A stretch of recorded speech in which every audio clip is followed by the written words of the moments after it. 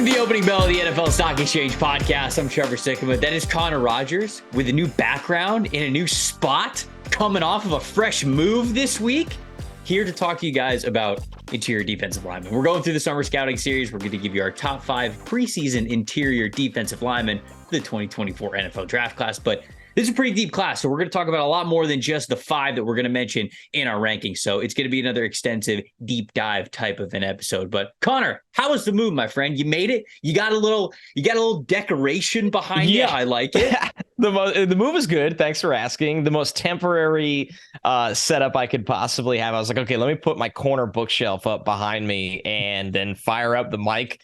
I don't even have my actual normal camera running right now. We'll get that too. I got one light working for me. So this is a little bit of a bootleg stock exchange episode. It feels good to be back in our roots here, a little bootleg action, but everything's good, man. I got to grind through the D line. As soon as I got internet, like as soon as the Verizon guy left, it was like, all right, dude, it's been fun, but I got to go watch about 12 defensive linemen in the interior. The beef right now. It's the beef factory time. I didn't know if we were going to get to this episode because you told me that you were moving a couple weeks ago. I was like, oh shoot, I don't know if we get to it, but you're a man of the people. Yeah, you tirelessly worked. You slept in the office to make this happen. So there's a cot next to me. I don't even. It's all literally in front of me. It's like my desk, and then like 7 boxes. The TV's not up. It's just against the couch right here in this little office. I do have the beer fridge plugged in. Oh, of course. Beer fridge is plugged in. There's about 6 beers in there right now. So, and I didn't want to do white wall like I'm being held hostage style. I knew that would concern our listeners to go from the classic brick to, oh my God, is somebody kidnapping him and forcing him to talk about IDL 9 in the 2024 NFL draft? So we at least have something working for today. People would have been like, is that a green screen? Like, is that the Zoom screen? Right. I can't tell. Is that an actual wall? I can't tell here, but I don't know. Now we're in a race because I've been back in Charlotte now since February, and I don't have jack shit behind me. So, and now we're in a race for like who could actually set up something behind them. I'm in my second place since you've now moved from there, and I'm trying to beat you. Yeah, if people could see maybe in the corner. I don't know if they can see. I do have a door. Yeah, it's a closet door, which is probably just full of crap. But like, there is a little Tampa Bay Buccaneers stocking that is like up here, peeking out. It's in peeking the top out. left corner. So I don't know if Ryan has the camera all the way zoomed out. Speaking of the Bucs, but yeah, speaking of the Bucs, thank you for bringing this up. Yeah, I need to shout out Jared because Jared, if you guys remember from last year, he is a diehard sex addict, fan of the pod, and he's addicted. Who simulated our under 25 teams in Madden that we did last year. If y'all will remember, my team whooped Connor's candy ass last year. And it was just an abomination. It was classic Madden. And I am here to happily announce that we went back to back, baby. All of those people who hammered that your team, that you had the better team for the under 25, which was overwhelming, by the way. I think you got like 75, 80% of the votes that you had. The comment section, I even saw some comments that the best part is I think I read 1 or 2 comments that were like, man, I really like Trevor's my guy, actually. Like, fuck Connor, but like his team is better. Like that was my dad, actually. That was my dad who said that. Yeah. I was like, thanks. Like, thanks. I'd rather it be the opposite way. I actually wish you liked me and hated my team. So I don't think it was nice. A shot on you. It was maybe like Bucks people who were listening to it. That's They're like, fair. That's Trev's fair. normally my guy, but listen, his team's cheeks. Listen, when it came to the field, when it came to getting out there on the field, as Trevor Lawrence, my quarterback on that very team, says, the game ain't played on paper, baby. I think 31-28 was the final score. This was a much closer game. I remember last year, my team threw, I think, 8 interceptions, and I lost by 2 or 3 touchdowns. I lose by a field goal. You had Jalen Hurts. I had Trevor Lawrence. Trevor Lawrence, 4 touchdowns. Look at my guy out here. Well, here's the thing. What you want to know why it's rigged right away? Yeah. Okay. Not being a sore loser. Yeah, get it out of the way. Let's hear it. Yeah. Tell me how my leading pass catcher, as I'm looking at this, is Pat Fryermuth on a team that I drafted Jamar Chase. Oh no, did you have Chase? I had Chase. You had Chase. You had CeeDee Lamb, Jalen Waddle, Justin Justin Jefferson's not on the stat sheet. Locked up. Yeah, that's what it was. Justin Jefferson had 2 catches for 27 yards. I mean, what is going on here? Micah Parsons, non-factor in the game. I mean, I can't even remember who I had. Leave it to Madden, where Freiermuth goes off after I invested all my resources into edge and wide receiver. Truly great stuff here. You love to see it. I got who locked up Jefferson? Yeah, who did you even have at corner? Didn't I have the better corners? I had Sauce. You had Sauce. You had Surtain. You had Trayvon Diggs. Those were your 3. I had J.C. Horn, Tariq Woolen, and Tyson Campbell. So all I got to say is that somebody came to play, baby. I mean, J.C. Horn was on him. Here we are again. He was on him. Here we are again. Fat it's kid just another year cake. of it rigged. He was on him. All right, so anyway. It's rigged. It's fine. It's fine. Yeah, so big shout out to Jared. Really appreciate Jared taking all the time to put our players into those 2 Madden teams. Even a little bit of special home flair with my team being the Bucks, your team being the Jets. So we absolutely love it when you guys go above and beyond and do that kind of stuff. It's what makes this podcast, this draft community, this listenership, everything. It makes it so cool when you guys do stuff like that and kind of bring it to life. So we really appreciate that and all the hard work that Jared put into it, as well as anybody who does really cool stuff like that. But anyways, let's dig into it. Let's get into those interior defensive linemen.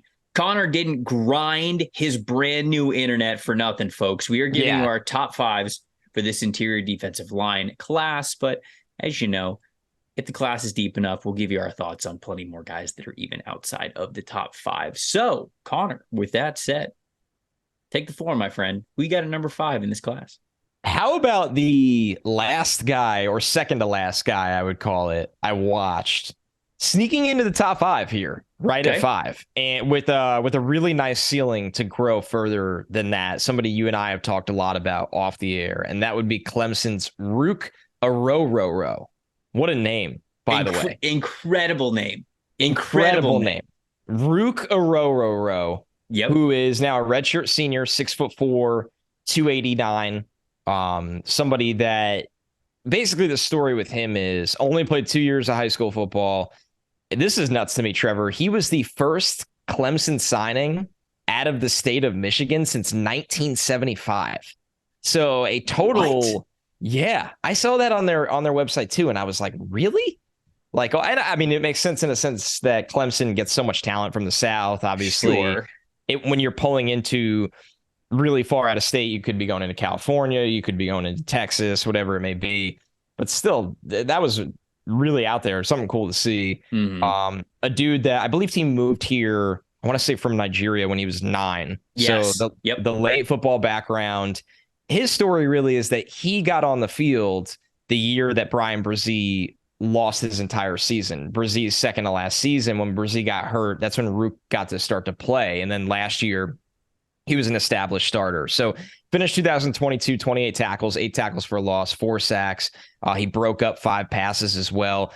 They play him, and I'm sure you noticed this right away, really up and down the defensive line. Yeah. He plays, once again, a unique build in that he's 6'4", 289, but they'll play him at nose and shade nose. They'll play him all the way out wide at defensive end. They'll kick him all over the different interior alignments as well. So, and it's not that it's just cool. That's what he does. He's actually pretty effective in those different roles. That's what stood out to me. I was like, okay, he understands. And you and I have kind of selfishly dunked on this scheme now, I think, for 2 years in a row, because and it's nothing. Clemson's a really good program, and they obviously pay their coaching staff as much as anybody for a reason. It's just the fact that when you're evaluating draft prospects, we feel like this is a defensive scheme at times that doesn't always let those players rack up the production that they could to their strengths. It's more, obviously all for the benefit of the team. This is something we've talked about with Myles Murphy. We've talked about this with Trenton Simpson. We've talked about this with Brzee before.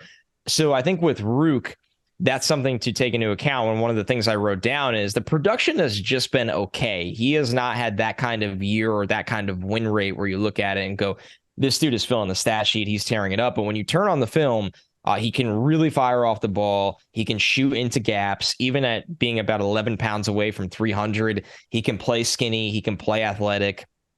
I thought when he was chasing down escaping quarterbacks, it's really interesting to see the ability to kind of flip his hips a little bit and the ankle flexion and the ability to turn.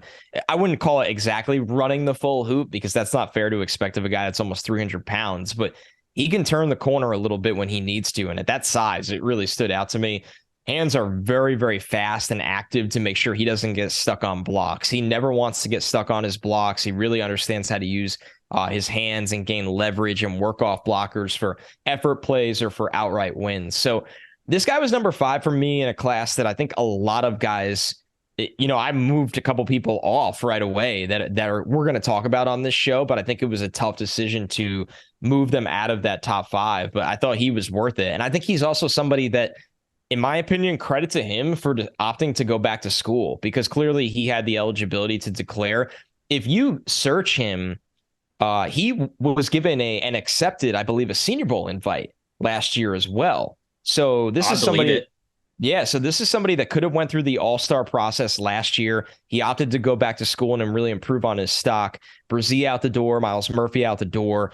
I think the snap count will obviously be significantly high for Clemson this year. I think the production can turn up now that he has a couple more years of football under his belt and he's starting to use those athletic tools to become a playmaker, not just a disruptor, but a total playmaker. So I really like to row and think that he can be a big riser this year with what's going to be put on his plate in that Clemson defense. Yeah, he's, you and I had this conversation before we hit record, and we try to not do the podcast before the podcast. So we always try to limit, our conversations as we're going through the guys that, we're about to bring up, just to make sure we didn't miss anybody glaring. And if we did, to just be aware of that before we start the show. But you and I were chatting about how many guys we had in this group who we felt were top 8, top 9 in the class. We call them priority watches is what you and I said. Yeah, and last year, it got me to just thinking about how you've got Orhorhoro at 5. I have him at 6. But when I think about the interior defensive line class for last year, just to give people an idea, I'm looking at the summer scouting ranking that I had for the interior defensive line class last year. Jalen Carter, Brian Brzee, Siaki Ika, obviously Kalijah Cansey hadn't really come on yet, so we didn't have him in there. Adetomiwa Adeboare, Keanu Benton, like those guys were kind of throughout the season ads that were within the top 5. But I had Mike Morris from Michigan, Moro Ojomo from Texas, Gervin Dexter from Florida. But shoot, man, if I would have watched last year's interior defensive line class and then thrown what we've seen from Orhorhoro right now, I might have him as D-line 2 behind Jalen Carter. Right? I might have had him a year ago from now. If we would have put him in that same situation, I probably would have had him as like DT2 or DT3 going into the year. I mean, you and I were really hoping, we were projecting Brzee. We hadn't really seen it take off yet. Right. So when you factor in that, you're right, Trevor, that the back end of this class has already been maybe more productive than the higher end of that class. And that's why, like, it's going to be an exciting year, I think, to need an interior defensive lineman. I don't think you're not going to get anybody like the way that we talked about Jalen Carter as being a potential top 5 pick. I don't see, certainly from the group that we watch from these guys, I don't know if there's anybody who's going to reach that kind of ceiling, but there are a ton of players who I could see as back end of the first round, early second round, or just day 2 overall defensive tackles that we get way more of those players from this class, even from what we're seeing in summer scouting. And Orhorhoro is a great example of that. And there's a couple of other players that we'll get to that I want to make sure that I mention, since he's 6 for me. You mentioned the measurables. He's 6'4". Now he's around 290 pounds. He was a defensive end prospect coming into Clemson, which also fortifies kind of your argument of what you said, where Clemson, it feels like over the last couple of years has just drafted athletes and said, hey, we're going to draft you because you're insanely athletic, and then we're going to kind of figure it out later, or we're going to make the most athletic front we possibly can. So it's not going to look as traditional as you might want from other evaluations that you're going to do during the summer. But when you take into account that he was about 270 coming into Clemson. Now he's gained 20 pounds, and they moved him from an edge player to more of an interior player, although I think the versatility, again, that you mentioned is a big plus for him. That is good background information to see how he plays. He gets blown up against double teams, right? I mean, he doesn't have the sand in the pants, if you will. He's a lighter player. Middleweight in the heavyweight arena. Yeah, when you watch him, even when he's doing a little corkscrew technique, trying to put the knee down and try to take on the double teams, he's going to get blown off the ball. He's not this one tech, three technique defensive tackle that you can always just put on the interior and know that he's going to be serviceable for you no matter what. If he's playing at an interior spot, you want him attacking. You want to say to him, pick a gap, get across the face, swim move him, swipe the hands, do whatever you need to do to try to get in the backfield, go make a tackle, whether it's a run play or go get a sack if it's the quarterback. And when you focus on that part of his strengths, there's no doubt about it. He is somebody who is really fun to watch. The motor never quits on this guy either. And that's what I love about him. Yeah, he plays hard. Super hard. I think he's really slippery when it comes to blocks, right? Yep. Even if he goes straight up into guys and it's like, all right, you're clearly losing this battle for power. He'll always be working to get to that half man and attack half of the shoulder to where all of a sudden you would have said maybe a second ago into that rep, okay, this offensive lineman's going to beat Orhorhoro here. He's going to block him up. And then he just gets loose and all of a sudden he's behind him and you go, hey, how did that happen? And I think that just goes to how slippery he is, how much of a worker he is, how fast the hands are, and how much better he is getting at shedding blocks. So I had him at number 6 just because it is kind of tough to say you're going to put him on the field no matter what because of how light he is as an interior defensive lineman. If you are a very versatile multiple front, you might prioritize him really well, but I still think that right now that's probably more of a day 2 type of a player that I'm describing than some of the other guys who I think you could make a case for being day 1 guys. So I had him at number 6, so I had him pretty close to how you had him. Did you watch Michael Hall on Ohio State? I did, yeah. So I have Michael Hall at 5. Okay. Yeah. Oh, wow. We did not plan that. This is perfect. Do you have him at 4? No, I don't have him in my top 5, but the conversation we just had with Ruke can at times be fitting to Michael Hall in 100%. Terms. I wrote down, so I didn't have Michael Hall in my top 5, and I'm going to literally give the floor to you in 3 seconds, but I wrote down like a little note in the bottom of all my other notes. Can he be this year's Kalijah Kancey? Yes. So that is kind of what we're talking about here with Michael Hall Jr., Ohio State's defensive tackle prospect, who I have at number 5, who I lost sleep over who I was going to put at 5 between Ruke and but it was close. It really was. These two guys are pretty similar.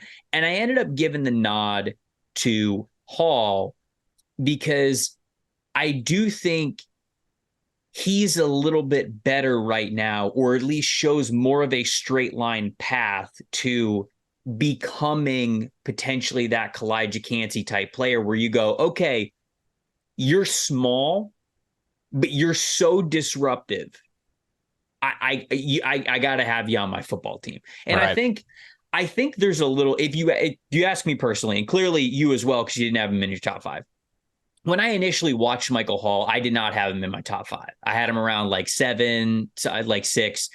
And I actually went back to kind of watch him a second time. And the reason why is because there's a lot of people out there who are talking very highly of Michael Hall. Oh, yeah. Like top 15, DT1 type of labels. And I did not see that type of player, but I did go back and I watched a couple of more games of him, and it was sparing. They need to, I'm excited to see him probably play a full season, maybe even double the snaps that he got last year. But when you look at his measurables, Ohio State's got him listed at 6'2", 285 pounds. So that would be the 25th percentile if he does measure in at 6'2", and 285 would be the 7th percentile. I believe when I was talking to Kancey last year, he said he played close to 285, but he was cutting weight and he kind of was more down to 280 to be extremely explosive when he was at the combine. So I think he said that he played 285, if I'm remembering correctly, but he was somewhere around that range. So he was a 4-star. Michael Hall was a 4-star defensive tackle prospect. Ended up choosing Ohio State over Cincinnati, Maryland, Penn State. Redshirted his first year, and then ended up becoming kind of this rotational player the next couple of seasons. I did think this was noteworthy because we're going to talk about Michael Hall's speed, explosiveness, and quick twitch. I don't know how true this is, right? I wasn't there. I'm not the one gathering the data. But in a recent Ohio State football Zebra report, which is the speed test, right? I believe it's the equipment that they wear when they are on the field practicing. Hall was the fastest player on the defensive side of the ball during spring practices, maxed out at 21.4 miles per hour, which would be stupid. That's insanity. For a player who is 285. 5 sacks in 2022, 16 pressures, which was a 9.9 pass rush win percentage. He's kind of got a little bit of a bowling ball build to him, and that allows him to be pretty low at the snap. 6'2", you go, all right, and the measurables aren't so great, but of course there's two sides to every coin, right? Okay, you're not the biggest guy in the world, but low man wins. Leverage is king in the trenches. So when you are smaller, you're hoping that gives you some natural leverage, and it definitely does for Michael Hall. I think the swim move is absolutely devastating at times. He has a couple of clips, well, more than a couple, I should say, throughout the season, where the ball is snapped, his hands go up, the offensive lineman's hands go up, and then all of a sudden Hall is swiping them away and swimming, and the offensive lineman is just whiffing at air within the blink of an eye. And those are the plays that you go, holy cow, that's special. That's special stuff.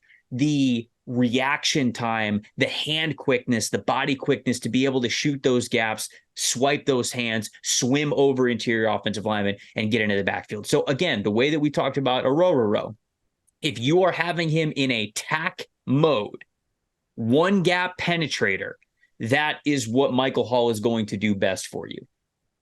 I am worried about how often he can be a 3-down defensive lineman at the NFL level, because he very clearly got overwhelmed by power. When he was in a situation when not even getting double teamed, I would say, when he was in a situation where you knew he wasn't given the attack mode assignment, where it was like, hey, we're in a 4-down front, hold the line of scrimmage, it's 1st and 10, they're going to run the ball.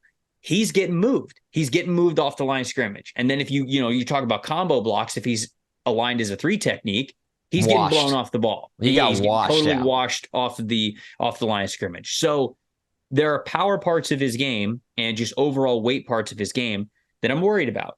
You don't want to make a living betting on players to be Kalijah Kancey. And we even talk about Kalijah Kancey right now, and he hasn't played it down in the NFL. Right. Kancey has not even answered these questions yet. And I see people saying like, oh, this is going to be this year's Kalijah Kancey. Kancey hasn't even done anything yet. You're right. He was a 1st-round pick. He was a top 20 pick. So I think that's the bar that people are comparing him to. But you don't even know how successful it's going to be. The Aaron Donald mold, it's basically 1 of 1. Anybody else who's ever been close to the weight that Aaron Donald is that plays on the interior defensive line is too small to play the position.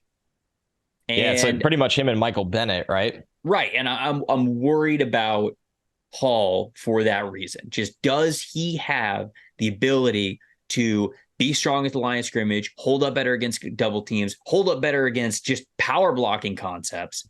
Because the rest of that pass rushing profile is there. And I think it's a little bit further along, and I think it's even a little bit quicker than it is for Orhorhoro. That's why with those two guys kind of similar, I gave the nod to Michael Hall to get into that 5 spot. I'm with you. I mean, obviously we just kind of had them flipped in a sense, but I had a lot of good things to say about him. I mean, I wrote down extremely explosive and loose. It was interesting that 3 of his 5 sacks were on 3rd and long. They really let him just pin his ears back and fire away. And he's going to win. He knows how to use his elusiveness, which you said, for the lack of mass and power that he has, against the run. He's got quick feet. He's got the swim move. I wrote that down. Like you said, he even has a spin move there. It's just interesting. Only 257 snaps last year. I wrote down injuries, limitations, or both. And it feels like both. He had a bunch of injuries. I remember he was hurt. Yeah, he was definitely hurt. And that's something that people are like bringing to the table, which is like, okay, I can only evaluate what I can evaluate. If you want to sit here and say that he's going to be a completely different player and a completely different run defender when he's fully healthy, you can say that, but it's hard for me to think it's going to be that different than what we saw on there, especially for how good of a pass rusher he was, because clearly he was healthy enough to be that good of a pass rusher, right? So I don't think it can be totally one or the other. So that brings me to number 4, who is Nazir Stackhouse from Georgia. Oh, wow. Nice. And we are getting a totally different conversation than the one we just had compared to Orhorhoro and Michael Hall. Stackhouse, I came away from watching this dude on the Georgia defensive line, 6'3", 327. He's a senior. Mm-hmm. And I looked at it and I'm just like, man, he could play in the NFL today. And it's not going to be an overwhelming amount of versatility that he brings to the table for you, but he is a very stout, immovable nose tackle that does it in the SEC. He is doing it against top flight competition. They are not moving him off the ball. He clears out a ton of space for everybody else in that Georgia defense. I just wrote down with Stackhouse, former 4-star recruit that has had to be patient because he's been in defensive line rooms that include, but are not limited to, Jalen Carter, Jordan Davis, Devontae Wyatt. And I don't know if people remember, those guys all went in the first round. So with Stackhouse, it feels like he might be this day 2 guy that doesn't have the full package like some of those guys did. But he is so stout, Trevor, and so strong and powerful. I wrote down he's a giant detour to running back pathways. Like, it feels like the man is just a big orange detour sign. And you don't get any credit for that in the stat sheet, but the amount of times he's two-gapping, he's eating space, he's not getting moved, he's winning at the point of attack, and a running back goes, oh shit, I need to go to a different alley. That's something, number one, usually is a tackle for a loss for his teammate. And 2 is a disruptor of the play. And that is something Stackhouse is so good at. I also wrote, away from the physical profile, right? Like, he's 6'3", he's 327, he's huge. You can't move him. He has a really good feel for what the blocking assignment is trying to do to him. Mm-hmm. And I was like, that is the brain with the brawn. He kind of always knew when somebody was trying to reach him or cut him off or trick him into going one way. He's just a very heady player against the run. And when you have that much physical ability against the run, but you also know how to diagnose not only what the running back wants to do, but what the blocking assignment in front of you wants to do, that's how you make a lot of plays against the run or help your teammates make plays for the run at the NFL level. I wrote surprising quick feet and hips considering the mass he carries. I'm not saying this dude is Von Miller, but there was a couple times where I was like, damn, he's moving pretty well on those light feet. And turning pretty well for that amount of size he has. The bottom line with Stackhouse and why he's maybe not in the NFL today and why he's number 4 on my list, which is still in this group, number 4 is something to be proud about. The pass rush is non-existent right now, Trevor. It's not, and there's flashes, right? But I'm talking about over the long stretch. I mean, this is a guy that had a 2.9% win rate. Yeah. They don't really ask him to do it. He's the classic hold the point of attack, eat space, clog, let everybody else have the fun. So maybe he does get more opportunity to do that this year. That really helps his draft stock. But as a run defender, as a nitty gritty tough guy in the trenches that helps everybody else on first and second down, I loved Stackhouse. I looked at him and said, honestly, out of my top 5, as I stare at it right now, I might be the most comfortable putting him in an NFL training camp today. It's close between him and number 1, but I want to make it clear that's how good he is at the thing he does best, which is defending the run. Yeah. No, I love that you have him at 4. I don't have him anywhere close to 4, but we see him pretty similarly. Like, I have him kind of in the back part of my top 10, but I have him that low just because I don't think he's ever going to become a pass rusher. He probably isn't.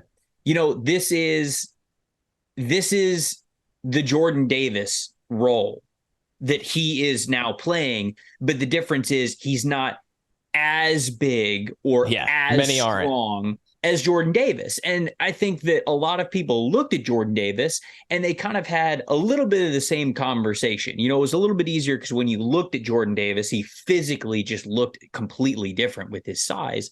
But Davis was somebody who is not going to be this like polished finesse in the backfield, one gap penetrating pass rusher. He's just not. But he just became so valuable as a two gapping anchor in the middle that you had to give him value because of how that had a ripple effect on the rest of the defense. I don't know if Stackhouse is going to be that type of dominant player, but there's no doubt that I think our strengths and weaknesses of this guy is going to read exactly the same. He is so stout in run defense. He had almost a 30% positively graded run defense plays last season, which means like when this guy was asked to hold the point of attack, and he's holding the point of attack from a 0, a 1, a 2I, a 3 technique, like whatever it is, he's not giving it up. And those are alignments where you face a lot of double teams. You have to hold your own, and he does so well.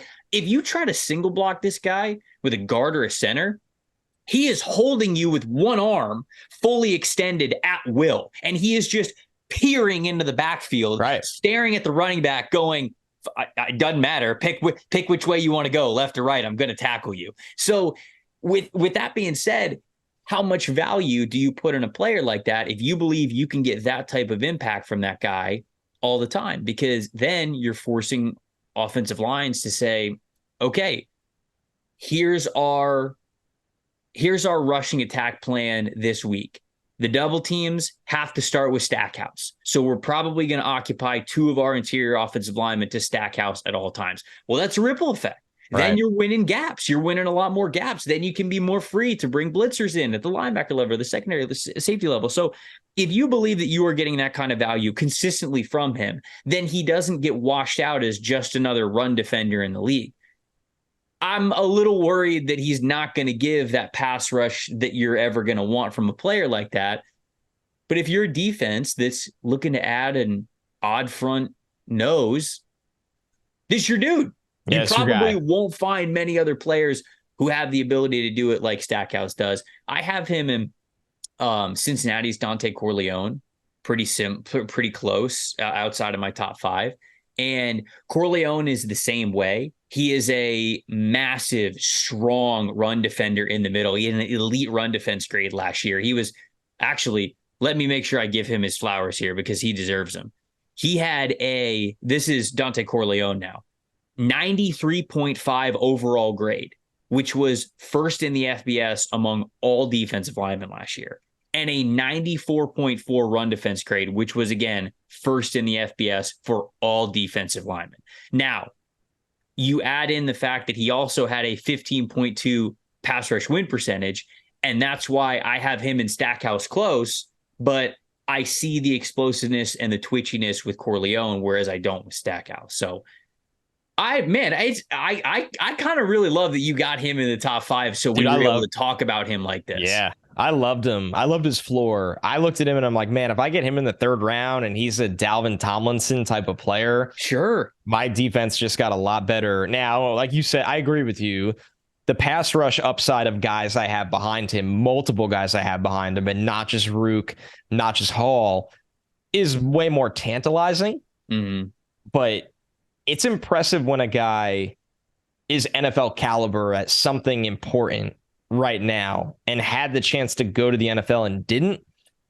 And maybe he can win a 3rd national title. So I have a player that I had at number 5 who is not in your top 5. You have 2 players now at 5 and 4 who are not in my top 5. I know who I'm going to have in my top 3 that you don't have in your top 5 at all, but we'll get to that. We'll get to that in a little bit. I got to shout out our friends at DraftKings first. If you want to get on the fantasy, what'd you say? Good teaser. There you go. Stay tuned. You know, you gotta listen. You gotta listen to the ad. You gotta stay tuned. You're making everybody happy here. If you want to get in on the fantasy action, but if you're sick of managing your roster, sick of all the player injuries that are just ending your season after having a really good draft, well, with Best Ball on DraftKings, you get the best of your roster all season long. This year, Best Ball on DraftKings is bigger and better than ever with $10 million in guaranteed cash prizes up for grabs. For limited time, you can join DraftKings' largest Best Ball contest ever and get your first entry back in DraftKings dollars as soon as the draft is finished. Act now before this offer expires. To start playing Best Ball, all you got to do is download the DraftKings app, use the promo code PFF, enter DraftKings Best Ball Millionaire Contest, and then you just snake draft your team for the end of the season. Each week, you will automatically get points from all your top scorers. No ads, drops, trades, or those like, I should have played him, regrets that you have every single Sunday afternoon. You don't need to worry about that. Teams with the most points by the end of the season will have a shot to take home the $1 million top prize. So if you're good at drafting, this one's for you. What are you guys waiting for? Head over to DraftKings app, use the promo code PFF, start playing Best Ball today, join DraftKings $10 million Best Ball tournament, and you'll get your first entry back in DraftKings dollars. Only on DraftKings with the promo code PFF. If you got a gambling problem, call 1-800-GAMBLER, one per customer, opt-in required with a $10 entry fee. Bonus issued as 10 DK dollars. Age and eligibility restrictions apply. Void where prohibited. See DraftKings.com/promotions for details. Connor, I got to give you a salute for my number 4. Oh, I got to hello. give you a salute because he was one of the first guys that you watched. Yes. And he was the last guy that I watched. In fact, we are recording this podcast on Sunday. I had a little extra time Sunday before we recorded, and I was like, oh, you know what? Connor mentioned this guy. Let me watch him. Now I got him in my top 5, my interior defensive lineman. Yeah, beautiful thing to see. Kris Jenkins Jr. from Michigan. If the name sounds familiar, well, yes, his father, Kris, played. Yes, that Kris Jenkins played in the NFL for 10 years. He's a second-round draft pick, 4-time All-Pro defensive tackle. Jets legend? Oh, Jets legend, Hard Knocks legend.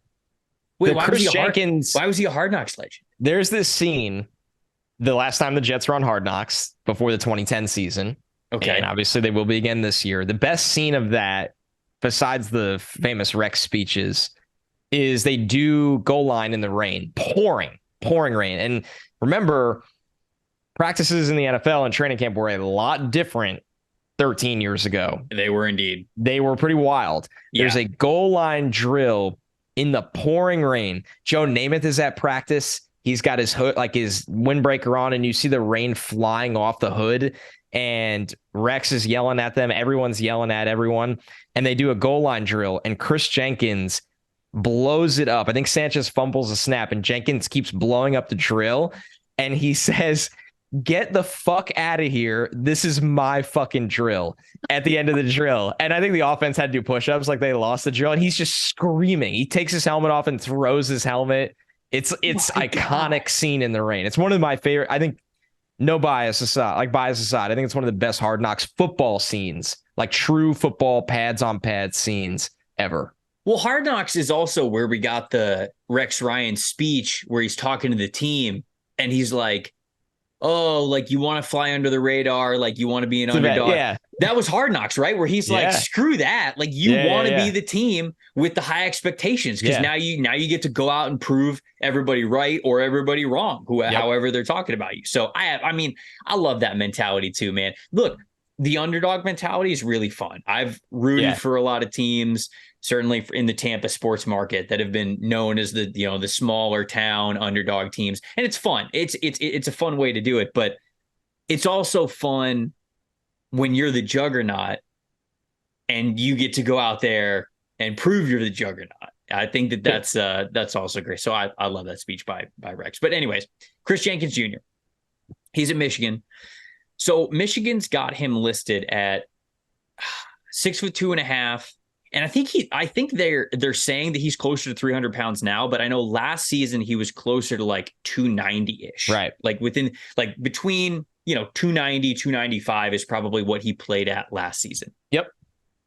For him to be the run defender that he is at 290, which, remember, we listed Orhorhoro and Michael Hall Jr. right around like 285, right. 290, whatever it is. Kris Jenkins doesn't have that much more weight on him, and the man's an absolute anchor. He is, this was one of my favorite watches that I had, and he ended up being that last prospect that I watched. 22 total pressures last year. So just an 8.8 pass rush win percentage. We'll get to that in a second, but 29.2 positively graded run defense plays last year. He missed only one tackle on 233 run defense snaps. This guy was an animal. For you to almost have 1/3 of your run defense snaps be positively graded in our system. And game right, you're wrecking the game. You got to think about how run defense works in our grading scale. For PFF, you know, when you do your job, when you do what is expected of you, you don't get necessarily like a positive grade. You get what would be like an even. It's like, okay, like you did your job. You get higher positive grades or higher negative grades by how far above and beyond or how much you fall short of doing what you were supposed to do. So for you to have that high of an impact as a run defender is pretty astounding. And especially for you to do it at 290, man, I was blown away. You can see the former NFL player in him right off the jump. I mean, he is so low in his stance getting off the ball. He uses leverage every single time he makes contact. There are offensive linemen that are even, you know, of similar size of him that don't have a prayer of getting underneath his shoulder pads. I mean, this guy is not, the ball is not snapped and he is not standing straight up to then hand fight against people. He is going straight at you as if he is going like underneath the tarp or underneath the table. You know, they talk about that for pass rushing. He's doing that with run defense too, as he's getting into your chest, because then the hands are coming up, they're at your shoulders, they're lifting you up. All of a sudden the offensive linemen are on their heels and they got no idea what to do with it. Combo blocks. This guy, again, 290s, low 290s. We're looking at centers and guards. We're looking at, I watched the Ohio State game and he went up against DeJuan Jones and he is holding this guy on the line of scrimmage. He's taking double teams and he's not yielding a single yard.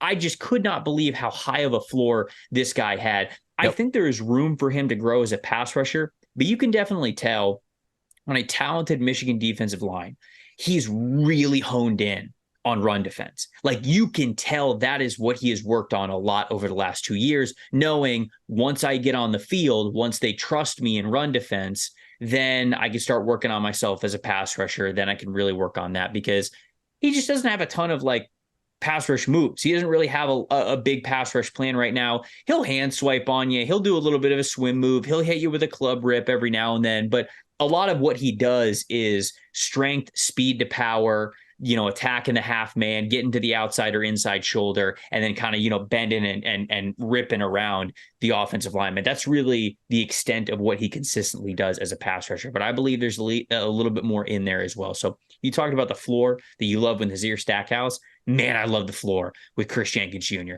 The motor is always running hot. You could tell this dude just absolutely loves ball. And I would be shocked if he is anything lower than a second round pick with first round potential. That's how I view Kris Jenkins Jr.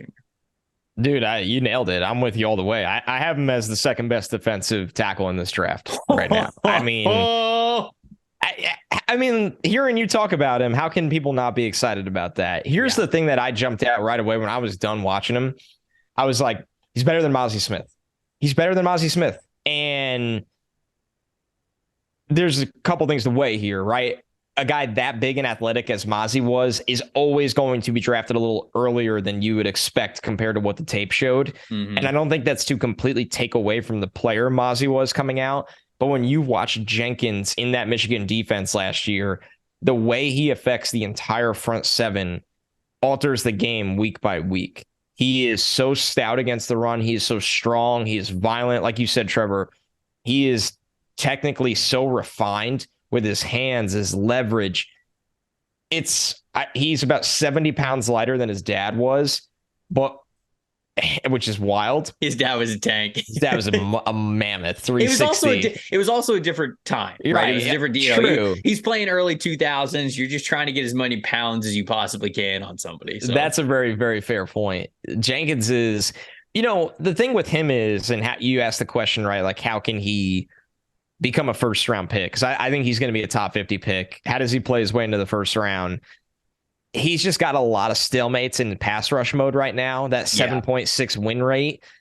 There's flashes where I'm like, he can do it. I saw him start to develop this counter spin move. He did it against Nebraska, and I was like, if you start honing in on that a little bit. I didn't see it in Nebraska. You got to send me that one. Against Nebraska, he countered with a spin, and I was like, because the way he moves at that size, I was like, okay, like that's something to really work on. He could slide up and down the defensive line. He is just so nasty at the point of attack, like you said. I loved him. I was a little surprised that he had to go back to school. Maybe he just wanted to, but man, he's in a really, really good place in this class. You have him D-line 4. Yep. I have him D-line 2. Absolutely love the player. And I can't wait to watch him this year, because if he builds on how great of a run defender he is right now and how smart of a player he is and how technically refined he is with a little more pass rush flair, he could sneak into the back end of round 1. He really can. So I definitely agree.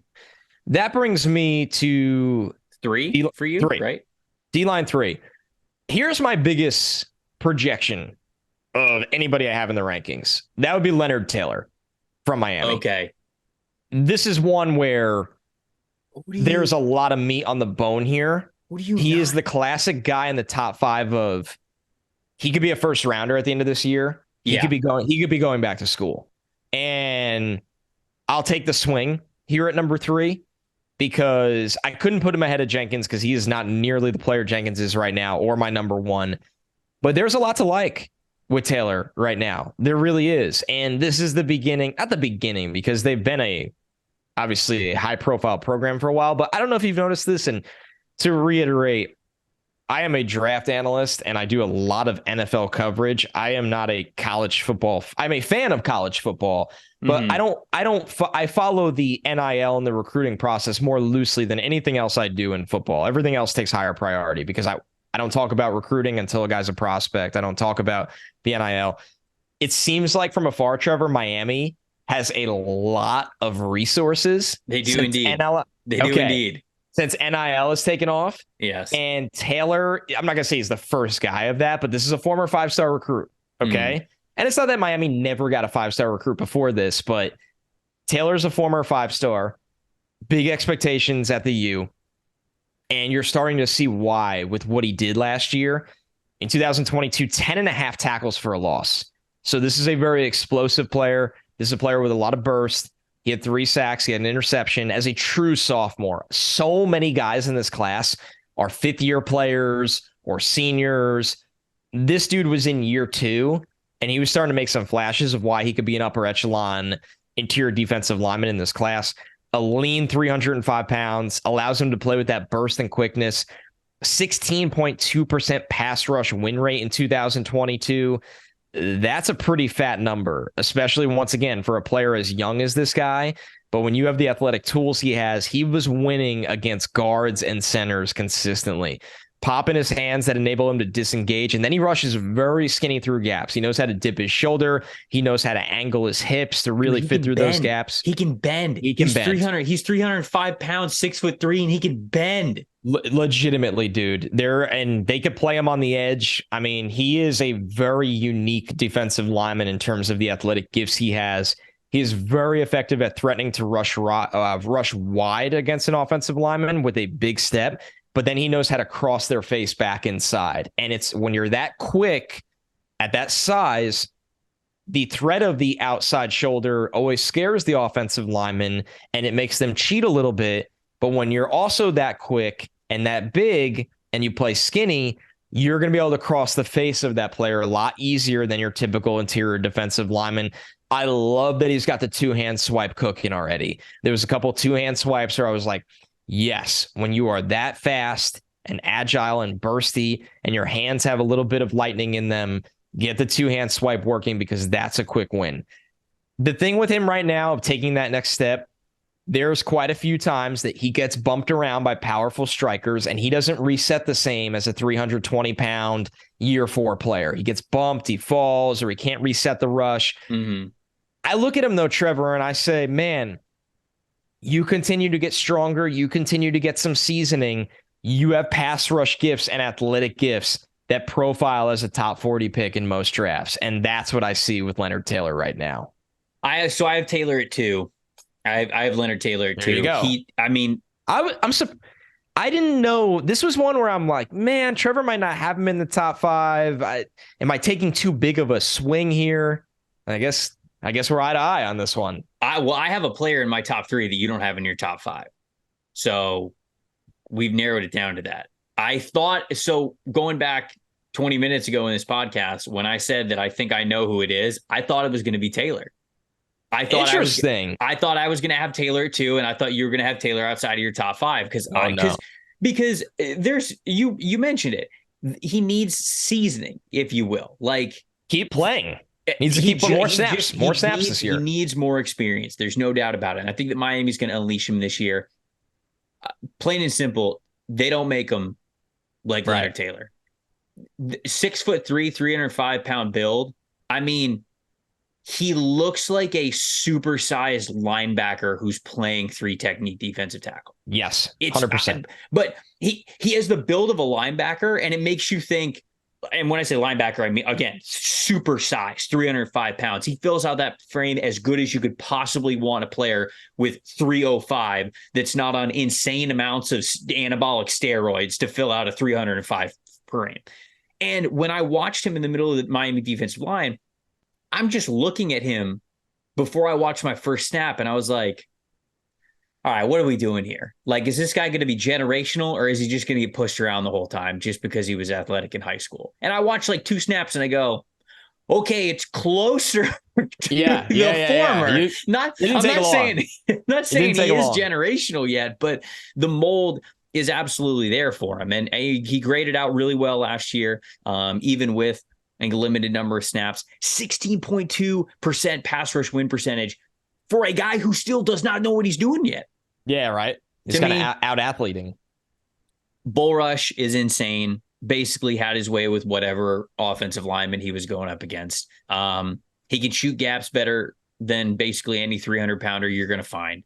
Lower body strength is incredible. No question about it. Super versatile player. I think he could play as a DN in a 4-3, and he could play all the way into a nose technique if you needed him to, if you're running an odd front. So his versatility to me is through the roof. It's simply just about having more pass rush moves. You know, he's got the hand speed. You mentioned what he was able to do when he's able to swipe away the hands of interior offensive linemen. You've seen him do. I watched him a couple of times just execute some devastating push pulls. I mean, we're talking, we're talking ball is snapped. He's up into the chest. Offensive lineman's taking 2 stumbles back, and then all of a sudden he is just throwing them to the ground next to him like it is nothing. Like they are a barrel of hay, you know? So I think that he's out of this world potential wise. So that's why I had him at number 2. Listen, there's no argument there. This is the kind of prospect that you look at and go, what he was given to work with as a true sophomore, he has a massive opportunity here. Yep. Massive opportunity. I mean, this is a guy that if I was writing a first round mock draft today, I'd put him in there. I would too. I'd put him in there because I would too. This is the type of player that makes a leap. And he, honestly, for what he did as a true sophomore, that alone was impressive enough. So I have 2. Can I guess who you have at 3? Please. At 3, this could go one of 2 ways. Is it Maason Smith? It is Maason Smith. Damn, I'm good. Do you have him in your top 5? I do not. Okay, so that would have been my guess. My guess would have been for you to not have Maason Smith, and it does make sense, right? He's number 7 for me, and he was hanging on to the 5th spot for a very long time, and this is going to be a really interesting combo that I understand. So here is why I could get it, and I don't mean this as a cop-out for anybody listening. If you wanted to have Maason Smith, I mean, DT1 would be quite a projection. But if you wanted to have people him, will do it. People will do it. If you wanted to have him in your top 3, I will say, of this really deep and talented interior defensive line class, if you wanted to have him top 3, I'd be like, okay. If you want to have him closer to 6, 7, 8 like Connor does, I'd be like, okay. And again, not trying to say that it's a cop-out, but there's a whole story here with him. Former 5-star defensive lineman. I mean, just one of the highest recruits that they had in that class, that 2020 class, I believe it was. 2021. He played as a true freshman for LSU and played a decent amount. And then last year, which was supposed to be his big breakout year, he plays 7 total snaps in the FSU game in week 0 and tears his ACL. So like last year was supposed to be the big, like, okay, this is Maason Smith's time, coming out party. We're going to be talking about him as a top 15 pick, whatever. And 7 plays into his 2022 season, he tears his ACL. So everything that we are evaluating and watching is from a true freshman in the SEC perspective. And I'll also say that a decent amount of his tape as a true freshman came as a defensive end. They put him at defensive end a lot. So I had to kind of sort his just plain old defensive tackle snaps when I was watching his film. And I can't remember if it's close to 50-50 or not, but it's not like this guy was even playing a rotational role just as an interior defensive lineman. The reason why they wanted to be so versatile with him and get him on the field however they could, he's 6'6", 310 pounds. Like, he has the frame, the length, the size, the strength, the everything to be able to play as a strong side defensive end, as a 5 technique defensive end. He can obviously play as a 3 technique defensive tackle if he wants to, but you could put him as a 4 eye in tight fronts with 3 down linemen like LSU did quite a bit. And he's also got such great length and strength that sometimes they put him in nose tackle as well. So versatility is off the charts with him. And he is a player who my scouting report for him reads very similarly to that of Leonard Taylor. He just doesn't have a lot of experience. Yep. It's unfair to watch a guy's true freshman tape from 2 years ago and try to stack it up technically with a player who's going to be, say, a senior, right? It's just, you watch his tape and you watch Kris Jenkins' tape, and it's not going to look the same. It's not supposed to look the same. So this, to me, was a major projection type of a ranking. But just like I said for Leonard Taylor, they don't make them like they make Maason Smith.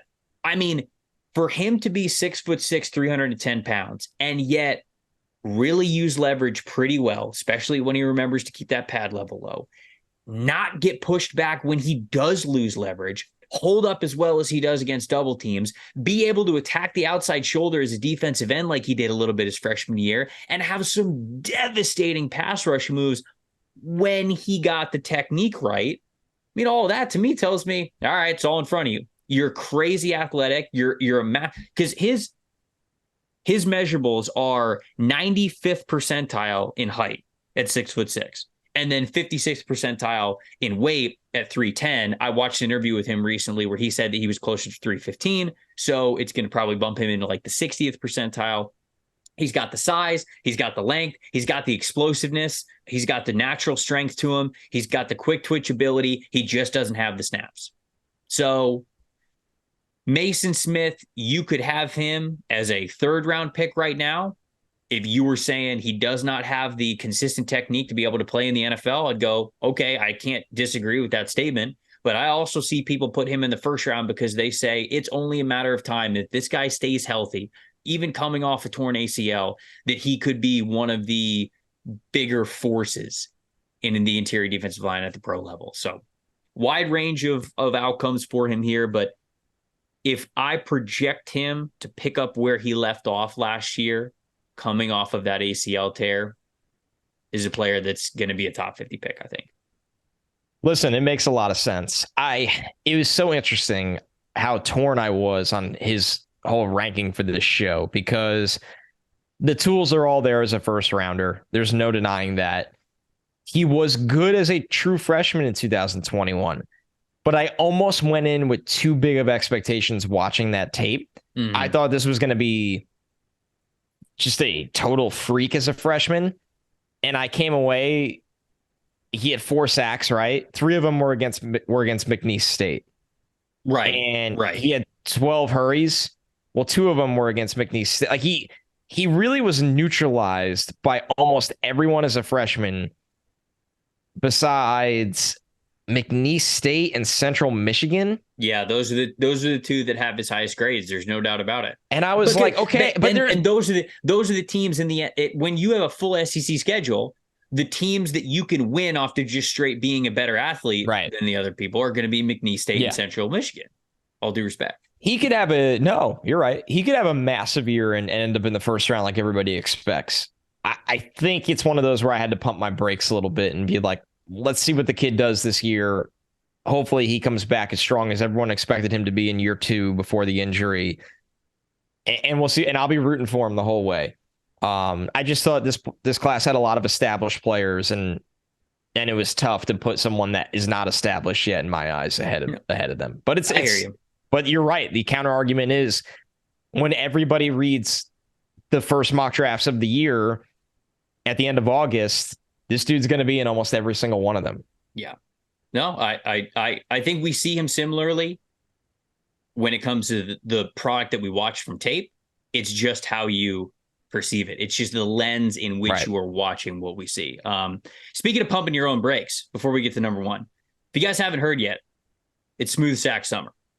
When you're playing around in the summer sun, make sure you escape from pubes bum. That's right. This summer, you got to keep your balls cool while still looking hot with our friends and fans, I guess, over at Manscaped. The leader in below the waist grooming. They're making sure that you guys are going to have a ball this summer by giving giving our pants partners everything you need to stay fresh. Dive in headfirst into smooth sack summer by going to manscaped.com for 20% off and free shipping using the promo code PFF. The Manscaped Performance Package 4.0 has everything you need to prepare that summer bod. They have built the ultimate grooming bundle for your summer grooming. The Lawnmower 4.0 trimmer features a cutting-edge ceramic blade to reduce grooming accidents thanks to their advanced skin-safe technology. The 4.0 also has a 7,000 RPM mower. I mean, technically it is. It's actually motor, but you could call it a mower. Also a multi-function on-off switch, which can engage a travel lock as well if you guys are traveling, and gives you the ability to turn on the LED spotlight when you need more of a precise shave. Oh, did I mention that the trimmer is waterproof too? Because it is. Beach, lake, shower, this razor will devour. Man, don't trim in the pool, folks. Yeah, that's a little, wait, is pool one of them? Did I say pool? No, but you just said water and you started naming all like places people swim. Yeah, don't do it. I mean, I wouldn't do it in the pool. If you wanted to do it in the pool, you could. But I guess your own pool. Scientists were so preoccupied with whether they could, they didn't think about whether they should. You get 20% off and free shipping when you use the promo code PFF at manscaped.com. There's 20% off free shipping using the promo code PFF at manscaped.com. It's time to get on board with smooth sack summer with our friends over at Manscaped. All right, number 1. If we don't have the same number 1, something went horribly wrong. We're going to have quite the discussion. Burn the boats if that happens. I mean, God. Jer'Zahan Newton, right? Yep. Johnny Newton. Johnny, a.k.a. Johnny Newton from Illinois. I don't know. So I see that some people call him Johnny Newton on 247. He's listed as a recruit as Johnny Newton, but then Illinois lists him as Jer'Zahan Newton. Yeah, so I've been watching this dude for, I feel like a year now because he played in the Illinois defense, and the Illinois defense was just loaded with NFL talent. Mm-hmm. And he had stupid high grades in our system for the last year now. He didn't. And I had no idea anybody calls him Johnny until I watched one broadcast play today. Just to always, before we do the show, I always reconfirm that almost every name is right. I watch broadcasts or an interview with them saying how to pronounce it. Smart. That's why he's a pro. And it was like, Johnny Newton with the sack. And I'm like, who? So does he have a brother? He actually does. He has. Wait. His brothers are all named the same, not like the same name. Hold on. Close, though? It's extremely close. Is it all Jur and then something else in Newton? Yeah, basically. Hold on. Wow. I got it right here. His brothers Jer'Zahan, Okay. Jer'Quan, Jer'Wan, Jer'Shawn. Do they all play football? His brothers Jer'Von and Jer'Quan played at West Florida. Okay. And then his brother Jer'Wan played at Toledo. And then there's Johnny. And then there's Johnny. Is already one of the best players in this draft right now. Definitely the best player at his position. He's fun. Phenomenal.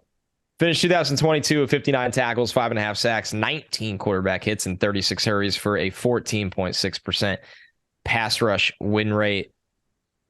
Trevor, I wrote down when they let him, he can really get off the ball at his size. Oh, yeah.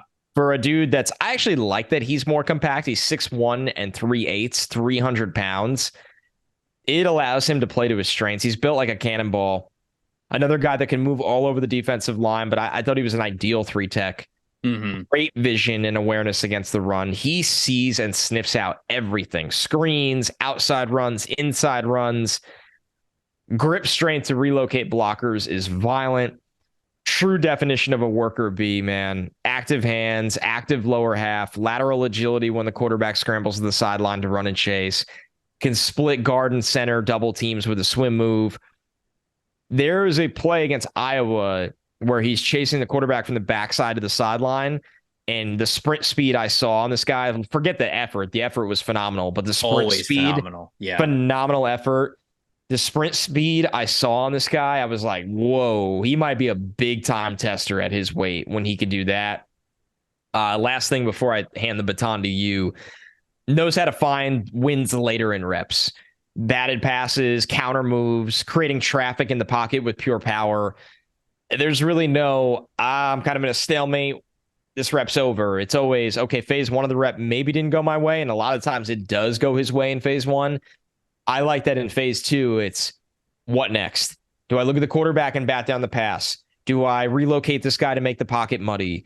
Do I counter with a move because the pass rush is still alive?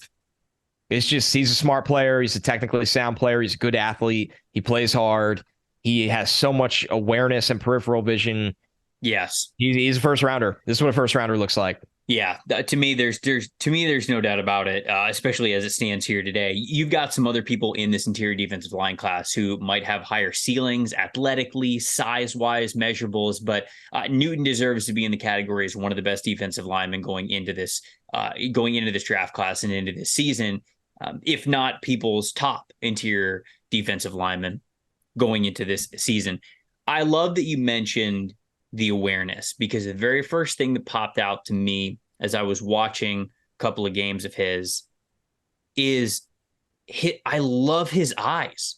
He just sees the game so well. And not only does he anticipate and see the game so well, you mentioned the awareness and where his eyes should always be. I love the fact that there was a specific play. I can't remember which game I watched that was the first, but he's one-on-one with the guard, and then the center is looking for work. And so like he's kind of near where Newton is. And Newton gets off the snap and he gets into the guard.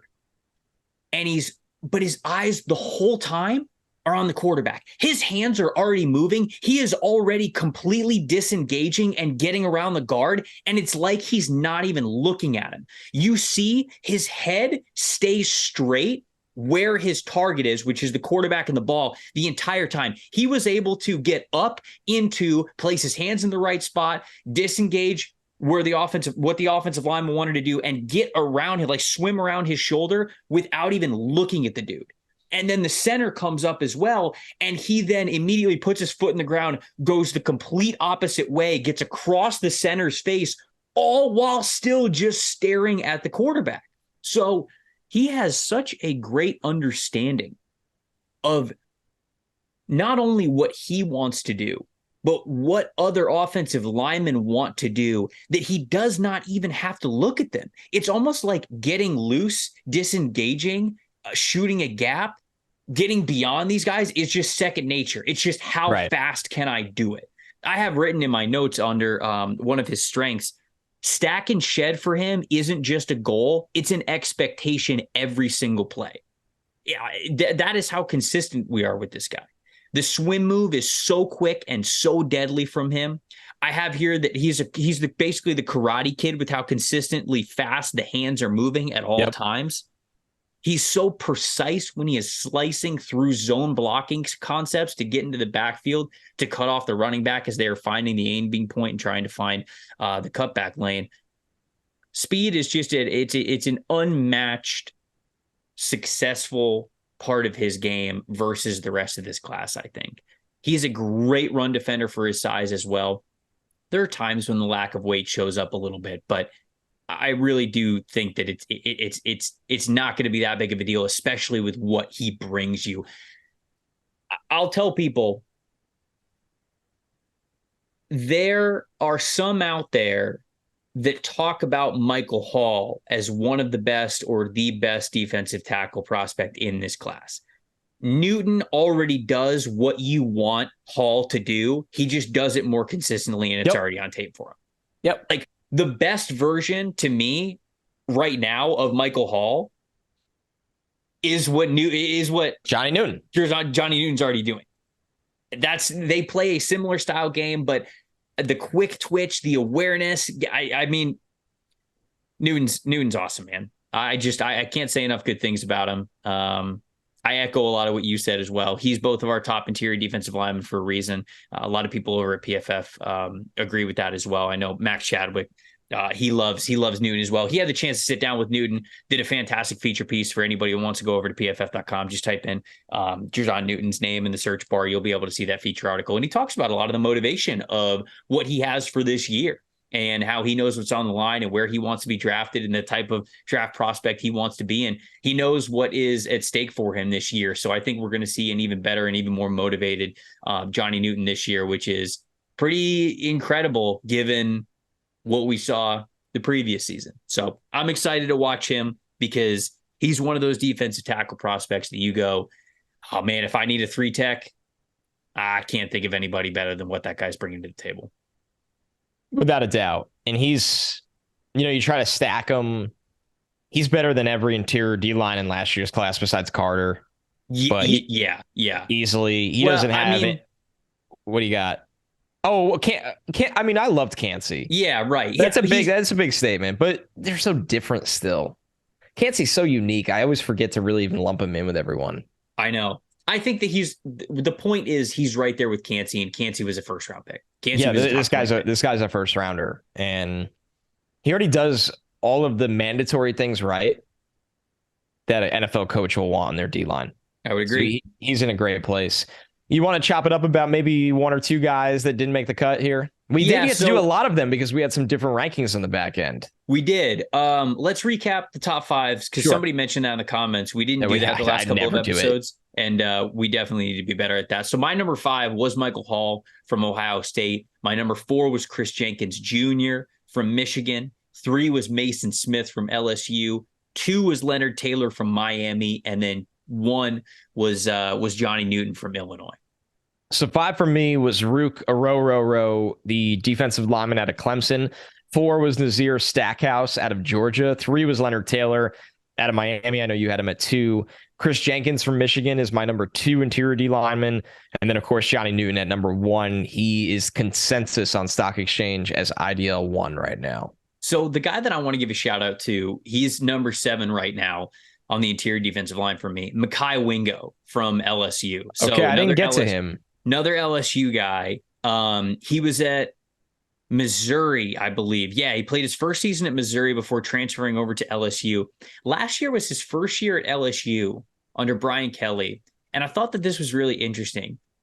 Mekhi is only a junior. He only played 1 year at LSU. And he was chosen by Brian Kelly to be one of their 3 players to represent the school at Media Days this year at SEC Media Days. To me, that kind of speaks very loudly of what Brian Kelly thinks of Mekhi Wingo. And there's a lot to like about him. There really is. He is twitchy, man. I mean, the finesse points of his game. So I guess I won't give the entire breakdown of him. But 6'1", he's shorter. That's only 9th percentile. 295 pounds, so he's just sub 300. That's in the 24th percentile. When you have an under 300 interior defensive lineman, you want to see speed, right? You want to see fast footwork. You want to see the ability to, okay, can I flip the hips once I get to the outside or inside shoulder? Can I turn the corner a little bit to get to the quarterback? Do I have the fast hands? Do I have the burst off the snap? You want to be able to check all those boxes when you are giving up mass and strength in the middle, because you got to be able to stand out. Wingo does that. Wingo brings you all of those speed elements of playing the position at a lower weight that you definitely want to see. Now, the reason why he's not somebody who breaks my top 5, he can get a little bit reckless. He can get a little bit out of a gap at times. Like, there are times when he just says, like, all right, I'm across the face and I'm going to get into this gap and I'm going to get right into the backfield. And there were a handful of times where I watched him do that.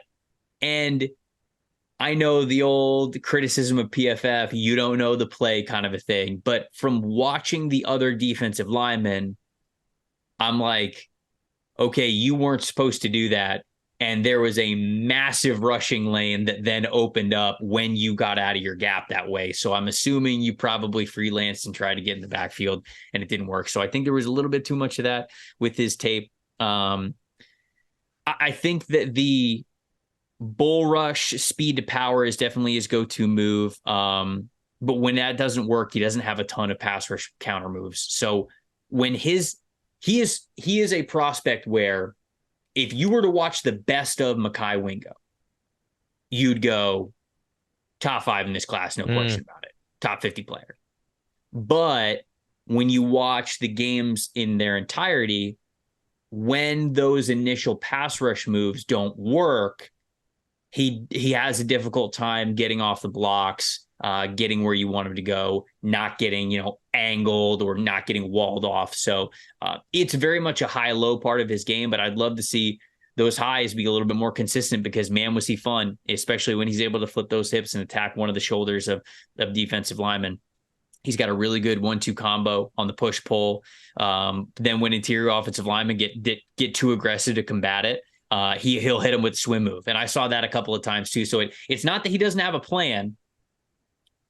He just doesn't do it as often as you would think that he could. He's got a nice little 1-2 combo, but we need a little bit more than that from him. So I liked him a lot. It was just a bit of a roller coaster for me. Hearing that, I mean, it makes you realize the kind of talent they have on that front. Oh, LSU is stacked. And we haven't even gotten to Harold Perkins. Yeah, I was going to say, we're about a week away from that one.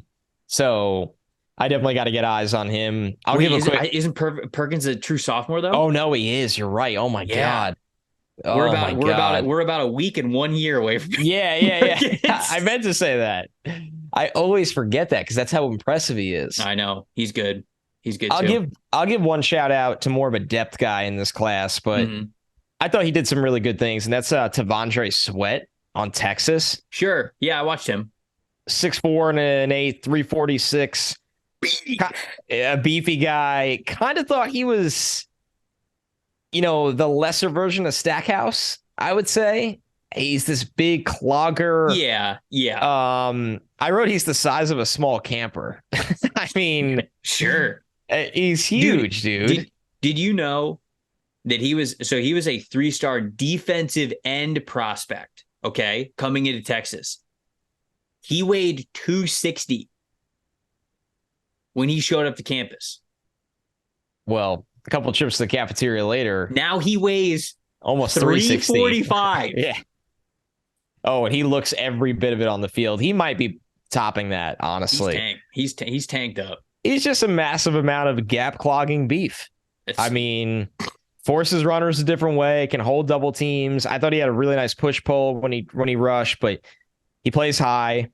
There's really no creativity in his game at all. And you know what, though? This dude's played 48 games in his career at Texas already. Mm-hmm. He's an early down run stuffing kind of player with maybe a little bit of flash as a pass rusher, but not much consistency at all as a pass rusher. So he'll be in the all-star circuit. He'll probably be a Senior Bowl guy. and somebody that obviously will be drafted, I think, in the first 5 rounds. Somebody that I did want to shout out before we got out of here. A lot of people are going to talk about Tyleik Williams, and he's the other Ohio State defensive tackle. People really like him. Yeah, and I can see why. There are flashes for him, but it's definitely only flashes right now, in my opinion. He's kind of like borderline one of the like top 10 guys. Can't remember if I had him like 10 or 11, but a story about him that makes him so interesting and why I've got to back off on him until I really see more. Not only do I want more snaps from him, not only do I want more of a full-time role, which I think we'll get this year. I read that Williams weighed 365 when he showed up to Ohio State. He then dropped 30 pounds he then dropped like 40 pounds and played his sophomore year at 320, and now he weighs like 295. And I have that from a very good source that he now weighs something around like 295. So this dude has lost 70 pounds in 3 years since he got on campus. I mean, you are a totally different player if you're gaining 70 pounds either which direction. So I know a lot of people like kind of what they saw from him in flashes, but I can't even watch Williams' tape at 320 that we saw as a sophomore and compare it to what he might be at 295 this upcoming year, because I don't know which weight you're going to look more comfortable at. I don't really know how to project what you're going to be at the NFL level. Are you going to stay at 295? Are you going to stay at 300? Are they going to want you to bulk back up to 320? Are you not going to be as effective? That's a lot of moving parts. Right. So that's my thoughts of Williams and why Williams I did not consider him anywhere near my top 5 because I just don't know what to think about him. But yeah, that's why they play the games. And that's why we don't this podcast doesn't stop. If he has a great September, guess who you're going to hear about on Stock Watch at the end of September? Tyleik Williams. There it is, folks. Make sure you tune in, smash subscribe. Yeah, subscribe. But don't go anywhere. Seriously, we would love to hear from you guys as well. This is a deep interior defensive line class, and it's a lot of notable names, a lot of names that I think that plenty of people have. Can I raise the guilty hand? You want to know something funny? Yeah, sure. When you and I were deciding what to do next week, I knew this was going to be a crazy week. I was moving. Yeah. And it's just really madness. And I was, we were texting back and forth, and we were like, what should we do as we move to defense? We always start up front, edge or D line. And I was like, in my head, I'm like, well, let's do interior D line because I feel like I'll get through that group quicker with less time I have with the move. And edge almost feels like wide receivers where it's like, yeah, you got to watch you know, you go from watching like 11, 12 guys to maybe upwards of 20 plus. And as I got into this group, I'm like, damn, this group's deep. Yep. A lot of guys to watch. Like I woke up Sunday. We record Sunday evenings usually this show. I woke up Sunday and I had a couple cold ones on Saturday. Shout out to Modelo. And I shot out of bed on Sunday. I was like, nope, cold brew, get it going. I need to get tape going for the next 7 hours.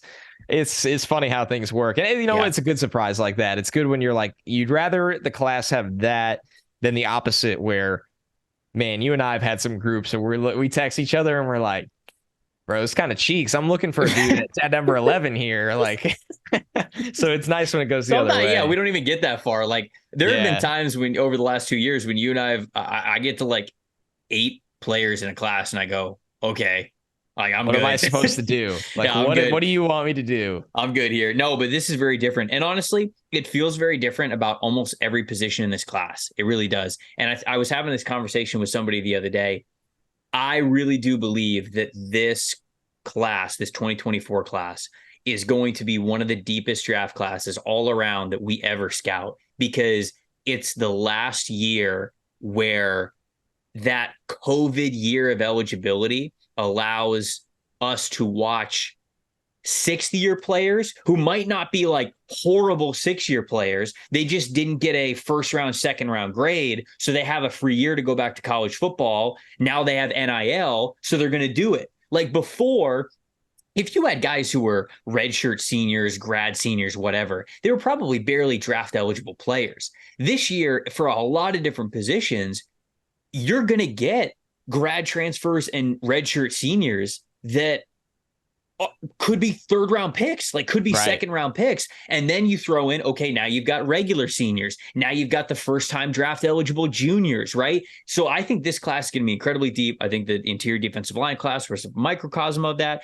We mentioned a ton of names, guys like Tyler Davis as well from Clemson, Keith Randolph from Illinois, McKinley Jackson from Mississippi State. Like, we know that you guys have heard a lot of these big time names. We would love to hear from you as well. Let us know what you thought of our top fives and our analysis on some of these players, but we'd love to hear from you as well. Give us your top three if you got a top three, a top five, a top 10, whatever it is.